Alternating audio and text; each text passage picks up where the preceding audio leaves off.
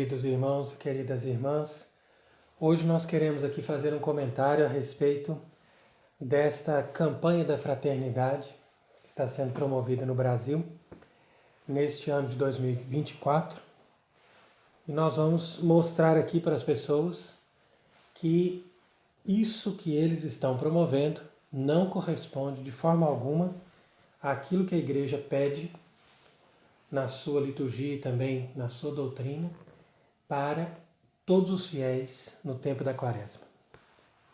Então, primeiramente, é preciso mostrar para as pessoas que a Quaresma é um tempo de preparação para a Páscoa. Sendo um tempo de preparação para a Páscoa, a Igreja nos pede, nesse tempo, uma atitude de contrição, de penitência e também de esmola, de caridade, de perdão. Quer dizer que todas essas virtudes são básicas. A Igreja sempre promoveu esses valores fundamentais.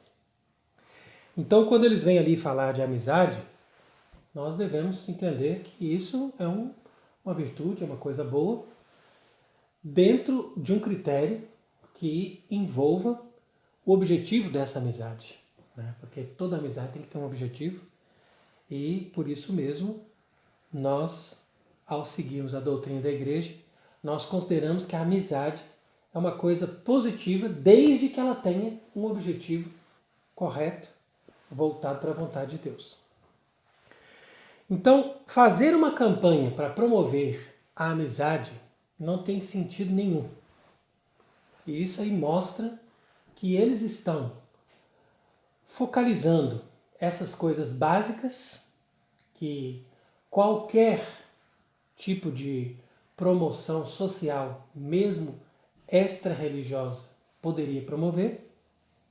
E uma vez que eles estão preocupados com essas coisas que não fazem parte de forma alguma do contexto religioso, você percebe como eles estão intencionados de destruir aquilo que resta do catolicismo.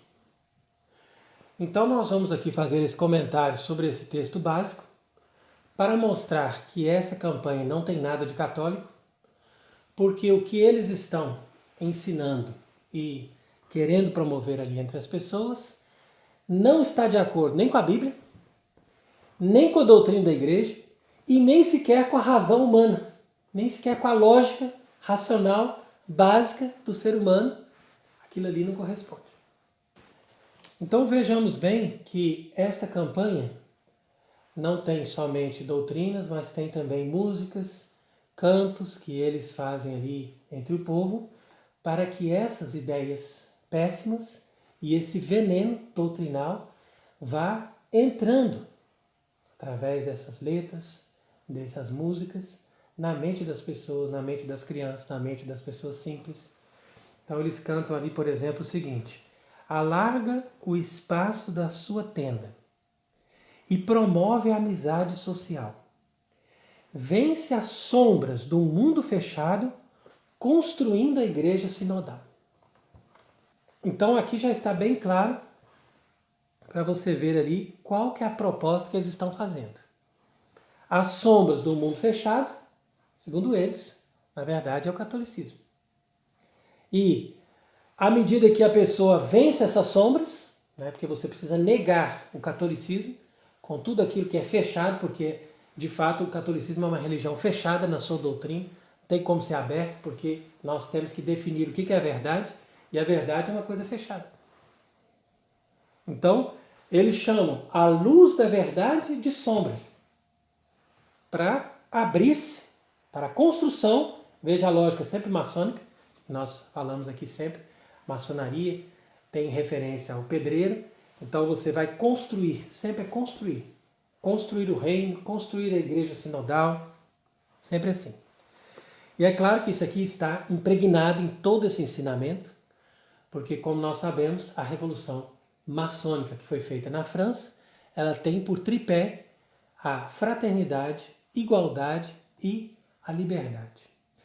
Essas três coisas que normalmente seriam boas, são aplicadas no sentido luciferiano, ou seja, no sentido que Lúcifer, Satanás, dá para esses três valores. Então, a fraternidade, que normalmente é uma coisa boa, porque nós devemos ter fraternidade entre as pessoas que comungam conosco da mesma fé e que amam a Deus. Agora, eles querem promover uma fraternidade entre as pessoas que também não amam a Deus, que têm outra fé. É algo impossível. E se nós aceitássemos isso, nós estaríamos traindo a Deus. Eu não posso ter fraternidade, ou seja, esse sentimento de irmandade, de pertença, com pessoas que não pertencem àquilo que Deus quer que nós façamos parte, ou seja, a igreja. Da mesma forma, não pode existir essa igualdade nesse sentido desse igualitarismo revolucionário, porque senão você vai nivelar toda a esfera de autoridade, ou aquilo que é mais valioso, aquilo que tem um mérito, aquilo que tem mais esforço. Então, ao invés de você presentear os bons e punir os maus, você vai colocar todos eles no mesmo padrão de igualdade. E da mesma maneira, esse pensamento revolucionário se reveste, sobretudo, do valor da liberdade. Que de fato a liberdade é um valor, é um dom de Deus, mas que eles transformam numa liberdade sem freio, sem limites, que não tem barreiras e que não tem nada que possa limitar. Então, essa liberdade absoluta, ela vai, com certeza, se esbarrar com os direitos e as prerrogativas de Deus. Então, é nisso que nós devemos tomar cuidado, porque o que eles estão promovendo, na verdade, ali, como nós sabemos, são os valores revolucionários que culminaram nesta revolução maldita que houve na França e depois em todas essas revoluções que foram patrocinadas e financiadas no mundo inteiro, até chegar à Revolução Comunista, que é o ápice de todo o sistema revolucionário. Então, esses falsos bispos que estão ali no Brasil, eles estão todos conjuminados com esse ideal revolucionário, porque eles trabalham para esse sistema. E, de fato, ali no Brasil, a Igreja Católica moderna, ela tem um papel fundamental para manter todo o povo brasileiro, que teria um potencial muito grande para ajudar a Igreja Católica verdadeira.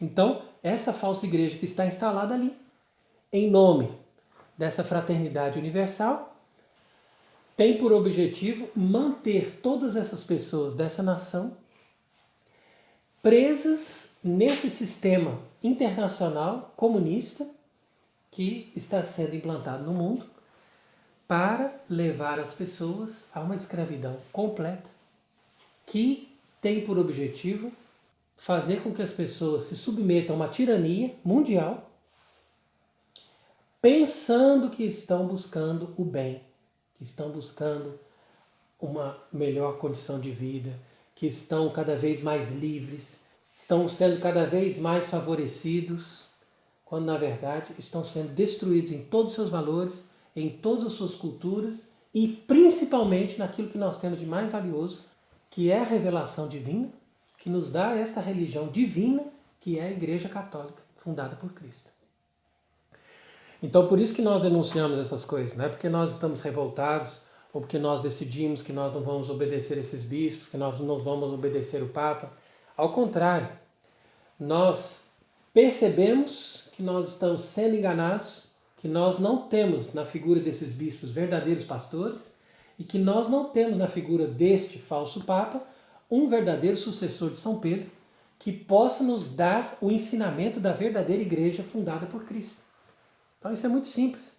E se a pessoa não consegue compreender isso, então basta que ela perceba, como nós estamos demonstrando aqui, que tudo aquilo que eles estão fazendo hoje é o oposto, mas claro, de uma forma disfarçada, daquilo que a Igreja Católica sempre ensinou.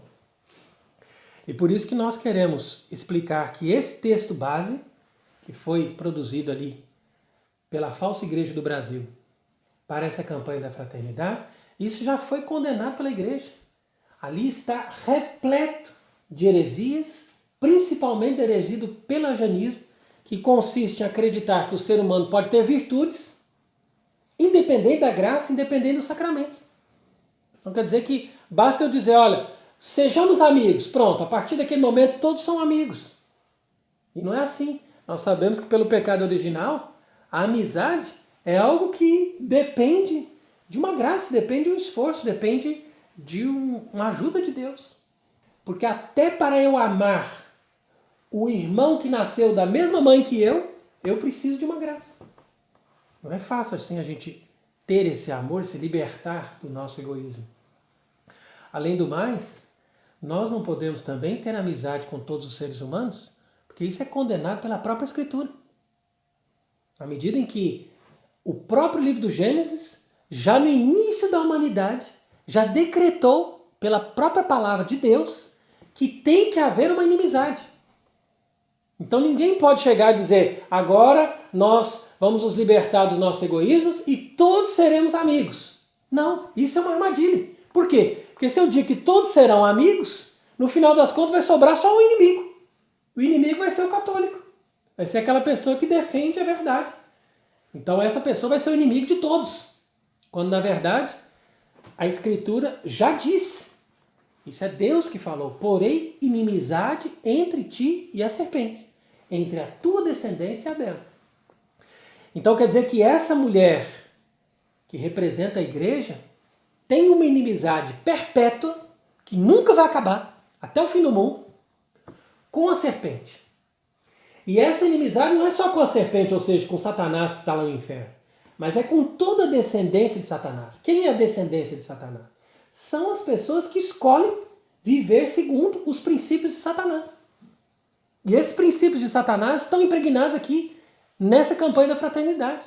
Isso não é só uma questão de um erro teológico, de uma heresia, de um pelagianismo. Não, isso aqui é um erro grave, porque nós já partimos de princípios falsos para chegar a conclusões falsas e implantar nas pessoas uma ilusão, ao invés de mostrar para elas a verdade sobre o problema de Deus, o problema do homem, o problema do pecado, como deveria ser a quaresma. Então a quaresma, claro que é um tempo de eu fazer um esforço para perdoar, para ser amigo, para ser mais compreensivo, para eu poder fazer o bem, fazer esmolas, né? Tudo isso é o que a igreja sempre ensinou. Mas tendo consciência do pecado. Senão a gente transforma o catolicismo numa religião internacional que leva simplesmente as pessoas a pensarem positivo. C'est Seixonoye, isso não é catolicismo. Porque são essas religiões aí modernas, essas seitas como Seixonoye e outras parecidas, que ensinam que o pecado não existe, que nós temos que esquecer as mágoas, esquecer as coisas negativas, aprender a fazer o bem, só isso. Então você vai abolindo o magistério, porque magistério significa realmente alguém que ensina, e ele ensina por quê? Porque ele sabe e os outros não sabem. E por que a gente não sabe? A gente precisa do magistério. Porque o magistério vem do alto. O magistério vem nos iluminar com a revelação, com a luz divina. E mostra, olha, a realidade sobre a sua vida é essa. A realidade sobre o pecado é essa. A realidade sobre a sua condição é essa. Vai se confessar. Isso é o magistério. E que ilumina a inteligência do homem. Para que ele possa agir segundo aquilo que é a vontade de Deus. Agora, hoje em dia a gente não tem mais o magistério, porque não precisa mais de um mestre. Simplesmente nós temos aí figurões que são exaltados como pessoas boas. São pessoas que têm uma índole boa e que pregam o bem. Pronto, então é assim a figura de Francisco. Por isso que eles vão dizer, enquanto eles vão explicando essa imagem que produziram aí para essa campanha, eles vão mostrando que Francisco, que está no meio dessa gente aí que está reunida, ele está com a cruz de Dom Helder. Então eles explicam por que eles pintaram Francisco com a cruz de Dom Helder. Então diz ali, ó, que nos recorda a semelhança entre esses dois grandes homens. Tá vendo? Não é uma questão dele ser um papa e dele ter uma autoridade porque ele é vigário de Cristo e Cristo está assistindo ele. Não, é simplesmente porque são grandes homens. Então você percebe aqui também uma coisa interessante, que pela primeira vez a campanha da fraternidade no Brasil está apresentando ali como centro a figura de um Papa. Porque eles não falaram assim de João Paulo II, por mais que muitos admiraram João Paulo II, e nem falaram assim de Bento XVI, nem de Paulo VI, nem mesmo de João XXIII. Mas é Francisco que aparece agora sendo um grande homem. Por quê? É interessante isso. Porque, de fato, a igreja de Francisco, essa igreja sinodal aqui, ela já estava presente de forma infiltrada desde o começo do século XX. Então quer dizer que já havia sacerdotes e mesmo bispos que pertenciam de forma disfarçada à igreja sinodal e que estavam atuando na igreja católica desde o começo do século XX. Aquilo já estava preparado para eles. Mas eles foram então crescendo em poder, crescendo em influência, até que eles conseguiram colocar um papa, quer dizer, alguém ilegítimo, obviamente, mas no lugar de papa, a serviço deles. Isso aconteceu com João XXIII. Mas tudo tinha que ser de forma disfarçada. Então, mesmo que esses personagens atuaram ali como papas e continuaram destruindo a igreja a partir de João XXIII, eles não agiam de forma tão aberta, promovendo essa igreja sinodal e essa igreja totalmente revolucionária. Entretanto, como Francisco agora faz isso, então eles vão associar Francisco a Dom Helder. Por quê? Porque Dom Helder era o homem que puxava o carro. Quer dizer, que era o baluarte do progressismo na época do Vaticano II. Justamente esse bispo brasileiro, que se vestia sempre de batina, que se apresentava como um homem bonzinho, amigo dos pobres. Quer dizer, ele queria mostrar para as pessoas que ele era católico, como os católicos de sempre. Mas, na verdade, suas ideias eram contrárias ao catolicismo. E é por isso mesmo que ele usou essa cruz revolucionária que agora eles colocaram aí nessa pintura, no peito de Francisco. Quer dizer que é uma cruz como qualquer outra. Né? Você poderia dizer que é uma cruz até bonita. Mas o sentido dele, como bispo, usar essa cruz de madeira era para dizer o seguinte, olha, nós temos que deixar o nosso poder de bispo e ficar agora todos nivelados como todas as pessoas do povo, que vão ter uma cruz de madeira simples no peito, para dizer, ó, nós somos pobres, nós somos como as pessoas do povo, somos como Cristo ali, que é pobre no meio dos pobres. De fato, Jesus foi pobre, mas Jesus não rebaixou sua autoridade. E quando lhe ofereceram presentes caros, ele recebeu. Por quê? Porque ele também era Deus. E os bispos representam uma dignidade divina. E o Papa também representa a dignidade divina. Agora, essa dignidade divina que a igreja tem, é que eles jogam no lixo.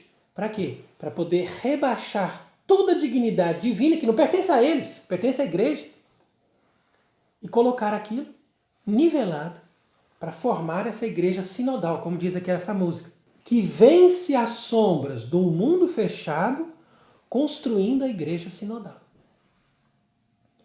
Então, se você analisa bem essa figura que eles colocaram aí para a campanha da fraternidade, você vai ver como isso daí representa, de fato, um perigo.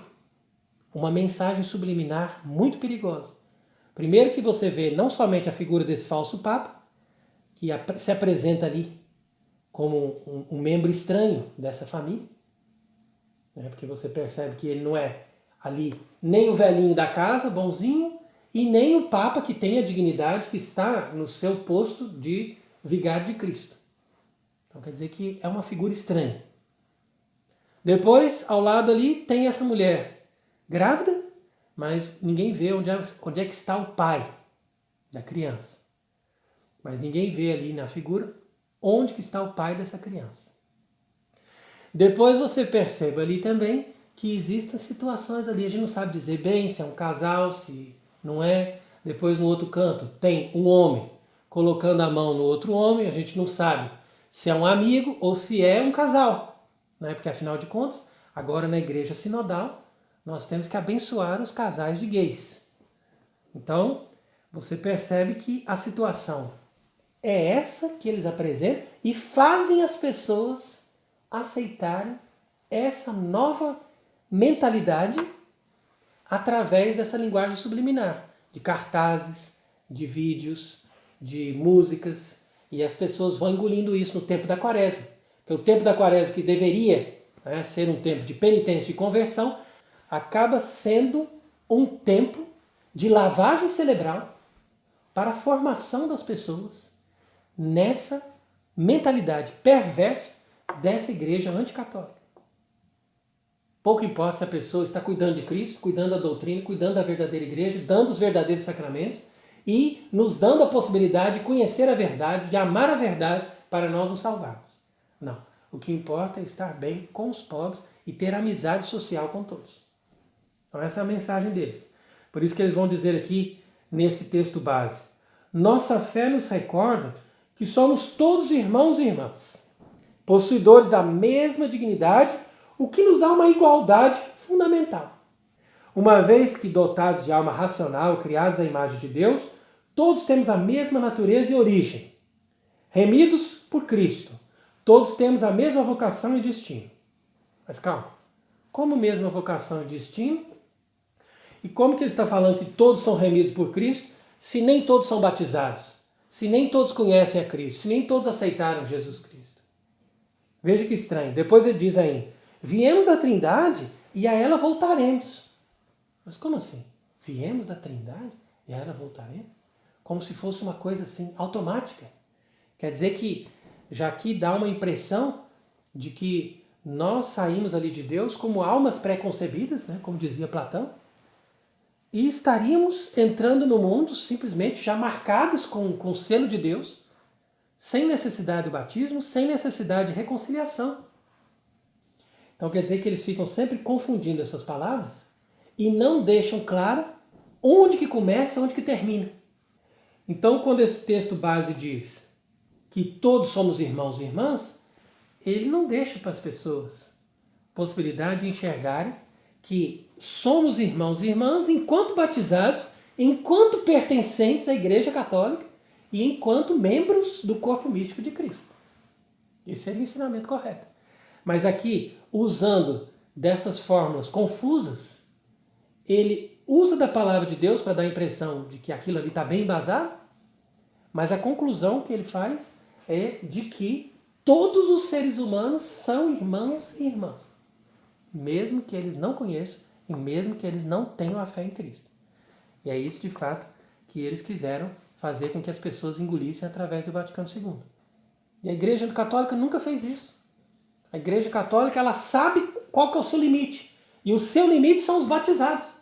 Ela pode falar a todos os homens dizendo, eu convido vocês à salvação, convido vocês à conversão, ao batismo. Mas ela não tem um diálogo com todos os homens enquanto as pessoas não estão abertas a ouvir a palavra de Deus e se converterem à palavra de Deus. Então isso aí é uma coisa evidente. Por isso mesmo que a Igreja Católica de todos os tempos sempre se dirigiu aos batizados. Por quê? Porque são os batizados que são aqueles que são destinatários do magistério da palavra da igreja. Só eles. Os outros não. Os outros são pessoas que estão fora e que não conhecem a Deus e são tratados como pagãos. Por isso que Jesus diz, se você tenta converter aquela pessoa, tenta mudar aquela pessoa, não aceita, chama mais um. Depois apresenta a igreja. Se essa pessoa não vos ouvir, seja tratado como pagão. Tratado como pagão significa o seguinte, que mesmo que ela tenha sido batizada, essa pessoa está excluída da comunhão da igreja. Então não foram os papas da Idade Média que criaram a Inquisição ou que criaram a excomunhão. Isso foi Cristo nosso Senhor que fez. Na própria instituição da igreja ele explicou para os apóstolos, se não te escutarem, coloca para fora. Isso está bem claro no Evangelho. Então, quer dizer que a Inquisição é simplesmente o tempo que a gente tem de perguntar para aquela pessoa até que ponto ela está querendo saber ou não da verdade e está querendo se converter à verdade. Se ela não quer, ela é considerada um pagão, ou seja, alguém que está fora da igreja. E depois continua ainda o texto base. Em verdade, deve-se eliminar como contrária à vontade de Deus qualquer forma social ou cultural de discriminação. Olha a frase errada. Quanto aos direitos fundamentais da pessoa, por razão de sexo, raça, cor, condição social, língua ou religião. Então essa frase em si mesma, ela é mais do que herética. Porque essa frase, ela é a própria revelação da nova religião do anticristo. Porque aqui ele está apropriando de um conceito, que é a vontade de Deus. Como quem dizendo, ó, Deus não quer que você discrimine o outro por causa da sua religião. Mas escute, discriminar é o quê? Discriminar é separar. Então, eu coloco esse de um lado e esse do outro. Mas não está escrito claramente no Evangelho que Jesus virá para separar as ovelhas dos cabritos? E não está escrito também claramente no Evangelho que Deus vai separar os feixes de trigo, colocar de um lado, e os feixes de joio e colocar do outro lado para ser queimado? Então quer dizer que em algum momento tem que ter uma discriminação. Agora, se mesmo dentre aqueles que são batizados vai haver um julgamento e vai haver essa separação, imagina aqueles que não quiseram e não foram batizados e não querem aceitar a palavra de Deus. Como que eles não vão ser discriminados? Como que eles não vão ser colocados separadamente daqueles que aceitaram a palavra de Deus e quiseram receber o batismo e quiseram receber a redenção de Cristo? Então isso é um completo absurdo. Por isso que diz, ó, no âmbito religioso não é diferente. Quanta violência já se praticou e se pratica em nome da religião. Violência que é fruto do desejo fundamentalista de eliminar o outro, de eliminar aquele que compreende Deus de uma forma diferente da minha. Então quer dizer que essa é uma frase básica e que destoa completamente do ensinamento católico. Isso é contrário ao ensinamento católico. Então é bom que as pessoas já saibam. Se você quiser continuar nessa falsa igreja moderna e participar com todo o seu coração desta campanha da fraternidade, pela amizade social, etc., então você tem essa liberdade, faça isso. Mas saiba que você optou por uma coisa separada do catolicismo. O catolicismo jamais teria uma frase como essa. Porque, de fato, mesmo que nós reprovamos a violência, nós também temos que entender que a violência, muitas vezes, é uma forma de reação para a sua defesa. Então, se você é atacado, você tem que responder, você tem que se defender. Ou pelo menos você tem direito a se defender. Já começa por aí. Então a violência não é necessariamente fruto de desejo fundamentalista. E esse desejo fundamentalista que eles colocam aqui é simplesmente uma crítica àqueles que estão fundamentados, porque existem, claro, pessoas que simplesmente leem um versículo da Bíblia e querem sair matando os outros. Mas existem pessoas também que estão fundamentadas na palavra de Deus, na doutrina, e nesse fundamento, que é a doutrina católica, a pessoa tem sim que fazer uma diferença das coisas. Então por isso que nós estamos dizendo que esse texto básico não é só contra a Bíblia, mas é também contra a doutrina da igreja e contra a razão. Porque pela própria razão você percebe que é impossível você querer ser amigo de todos. Até porque mesmo que eu queira ser amigo de tal pessoa, se a pessoa não quer, a minha vontade não vai ser de nada. E depois eles dizem ainda, veja essa frase, os grupos fechados que se constituem na prática como um nós contraposto ao mundo, olha só. Então perceba, essa frase aqui é uma frase por excelência, que mostra uma igreja que está inserida 100% no mundo. Não pode ter nenhuma contraposição ao mundo. Então nem sequer as pessoas carismáticas ou as pessoas protestantes dessas seitas pentecostais que ainda conseguem ler a palavra de Deus e pelo menos interpretar de uma forma literal e dizer, olha, tá vendo? O mundo está em oposição a Deus. Nem essas pessoas não fazem parte mais dessa amizade social. Por quê? Porque essa amizade social não pode, de forma alguma, permitir que você faça um grupo e que esse grupo tenha um nós protegendo-se daquele mundo que é exterior. Mas isso é a coisa mais evidente que você encontra em todos os versículos da Bíblia. Então veja, por exemplo, essa carta de São Tiago, no capítulo 4, que diz: aqueles que são amigos do mundo são inimigos de Deus. Porque ninguém pode ser amigo do mundo e amigo de Deus ao mesmo tempo. Não tem como. Porque o mundo é inimigo de Deus. E Jesus falou isso claramente. Jesus não escondeu para nós. Por isso que ele diz: se o mundo vos odeia, é porque odiou a mim primeiro. Então quer dizer, não tem como mudar isso. Isso é uma coisa do presente. Foi presente, foi realidade na época de Cristo, por isso que ele foi levado à morte, por causa desse ódio. E é realidade hoje. E vai continuar sendo realidade. Mas aqui, nós que somos católicos, somos chamados por esse texto base de grupos fechados, que com isso criam uma desculpa para seu egoísmo social e para a autoproteção dos seus interesses. Quer em relação aos bens materiais, olha aí o perigo, tá vendo? Que o objetivo também disso aqui tudo é o comunismo. Então eles querem desarmar as pessoas. Não, amizade social, nada de armamento. Então tira as armas das pessoas, depois ele vem e fala assim: não, agora eu vou tomar sua terra. Mas como vai tomar minha terra? Vou tomar porque não é sua. É amizade social, agora é tudo social. A sua terra também é social, a sua casa também é social, a sua mulher também tem que ser social, porque você tem que ser amigo de todos. Né? Então, afinal de contas, todos amigos. Né? É isso que é o objetivo.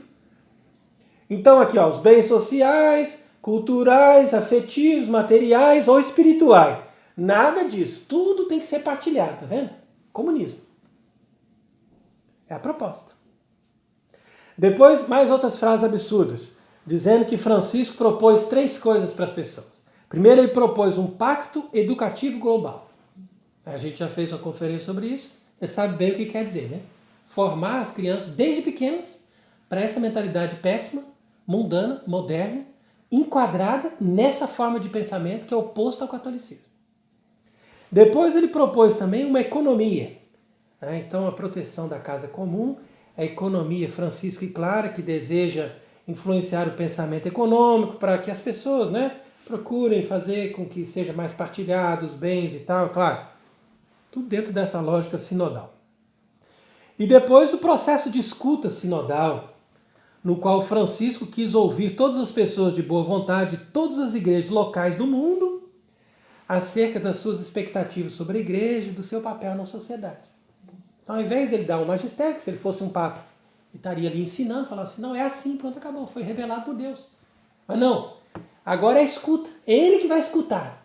Então ele não é, de fato, alguém que é constituído por Deus com uma autoridade, mas ele é simplesmente alguém que está ali com um poder que foi dado por essa estrutura mundana, para poder escutar as pessoas, porque a maioria que vai decidir agora, é como se fosse uma democracia, como que nós vamos ter que fazer, como que nós vamos ter que apoiar, o que é bom, o que é ruim, tá vendo? E nisso você percebe que a liberdade religiosa que foi proposta no Vaticano II chegou ao nível dessa liberdade moral que se desenvolveu hoje em dia, até mesmo aceitando LGBT e todos esses compromissos aí. Então veja que interessante que o bispo Dom Rifan, que é um elemento curioso porque ele apoiava a missa tradicional e todos os valores da igreja católica verdadeira, depois ele se vendeu a todo esse sistema e hoje está apoiando aí a campanha da fraternidade. Então, anteriormente ele defendia o fato de que o Vaticano II não tinha a intenção de dar uma liberdade moral quando ele dava liberdade religiosa. Porém, ele não raciocinou que essa frase é falsa. Por quê? Porque quando você deu liberdade religiosa, você dá liberdade também para as pessoas fazerem o que elas querem. Por quê? Porque se eu posso optar por qualquer religião, também posso optar por religião nenhuma. E se eu tenho liberdade por escolher qualquer religião, por que eu não posso escolher uma religião que é canibal? Que come as pessoas, que mata e come. Por que eu não posso escolher uma religião que oferece sacrifício de crianças? Porque afinal de contas, a minha religião pode ter uma tradição bonita que pega criancinhas de 2 meses e faz um ritual ali para oferecer essa criancinha ao demônio. Então quer dizer que tudo isso não passa de uma falácia. Você percebe? É impossível você dar liberdade para as pessoas quando essa liberdade leva ao erro. E a igreja foi feita exatamente para isso. Para que as pessoas saibam, através do magistério da igreja, onde eu posso ter liberdade do ponto de vista da fé e onde eu posso ter liberdade do ponto de vista moral. Na medida em que a liberdade nossa termina exatamente no momento em que a revelação de Deus me diz: aqui você não pode mais. Percebe? Então, tudo isso foi condenado pela igreja. E tudo isso que eles estão falando aqui é muito claramente condenado pelo Papa São Pio X no seu documento Notre Charge Apostolique, que foi publicado em 1910.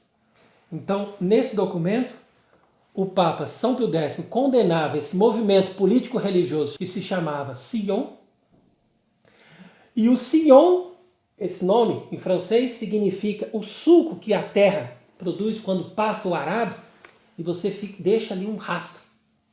Então eles queriam fazer exatamente esse arado para preparar a terra para justamente depois produzir, jogar a semente da nova doutrina e produzir o péssimo fruto que está produzindo hoje com o Vaticano II e com essa igreja moderna. Então esse Sion, que foi condenado por um Papa verdadeiro naquela época, hoje deu origem à Igreja Nova do Vaticano II. E que, por sua vez, deu origem a essa igreja sinodal que não passa da plenitude desse movimento progressista que já estava tomando conta desde o Vaticano II e que agora tomou o poder e atingiu o apogeu. E aqui o Papa São Pio X, nesse documento, diz que o Sion dá uma falsa ideia da dignidade humana. Tá vendo? É isso que eles estão fazendo. Suas doutrinas sociais são falsas, seu espírito é perigoso e a sua educação é funesta. Eles sonham refundar a sociedade e estabelecer sobre o mundo, acima da Igreja Católica, quer dizer que passa por cima de tudo que a Igreja ensinou, o reino da justiça e do amor, com os operários de toda parte, de todas as religiões, ou sem religião, com ou sem crenças, esquecendo-se daquilo que os divide. Tá vendo? É exatamente a mensagem de hoje em dia. Não esqueça do que nos divide e vamos agora nos abraçar para formar esse reino da justiça e do amor. Então esquece das convicções religiosas ou filosóficas e põe em comum aquilo que nos une. Isso é nada mais do que um certo idealismo unido a uma moral básica de respeito e de amizade. Tá vendo? O Papa São Pio X já dizia exatamente onde que ia terminar. Portanto, todos os que reconhecem essa campanha da fraternidade como Igreja Católica estão se afastando da verdadeira Igreja de Cristo. Estão ofendendo a Cristo. Estão ajudando a crucificar Nosso Senhor novamente. E, portanto, eu recomendo às pessoas que se afastem dessa falsa igreja, se afastem dessa campanha, não colabore com nada disso, porque você está colaborando para a destruição da verdadeira igreja que Nosso Senhor fundou na terra com o seu sangue derramado na cruz. Porque, de fato, como nós estamos explicando, a verdadeira Igreja Católica é imutável e ela guarda sempre o depósito da fé apostólica. Enquanto que essa nova igreja mundial e sinodal, ela é evolucionista. Quer dizer que a fé vai mudando segundo os tempos e você pode, inclusive, adaptar para outras religiões. Enquanto que a verdadeira Igreja Católica é divina, porque glorifica a Deus e salva as almas, na medida que ela tem visão sobrenatural, não é só o horizontal, amar o próximo, mas é, sobretudo, amar a Deus sobre todas as coisas. Enquanto que essa igreja sinodal é humanista, totalmente horizontal, pensa somente no bem terreno do homem. Então tudo é voltado para a amizade, amor ao próximo, o bem, mas Deus é segundo plano. E, na verdade, a igreja é católica porque ela é destinada à salvação de todos, desde que eles professem a fé e desejam se converter. Enquanto que essa igreja é universalista porque, como nós estamos sempre explicando, procura a união de todos, independente da religião e da opção de vida. Quer dizer que todos vão se salvar, como foi dito ali, todos vêm da Trindade, vão voltar para a Trindade, é uma coisa automática. Basta que você seja ser humano, você já é filho de Deus e você já tem direito a essa amizade social e todos os bens espirituais, não importa qual seja a vida que você leva e não importa qual seja a religião que você queira praticar. Então isso é uma abominação completa e por isso é que nós estamos fazendo aqui a defesa da nossa fé católica, denunciando essa falsidade, essa impostura que está instalada ali no Brasil, e nós pedimos a Deus que nos ajude e ajude também as pessoas de boa vontade que estão ali nesse país sendo enganadas por essas falsas doutrinas. Então que elas sejam protegidas pela graça do Espírito Santo, que elas possam se dirigir a Deus uma verdadeira quaresma de conversão, de amor a Deus, de amor ao próximo e de verdadeira obediência à palavra.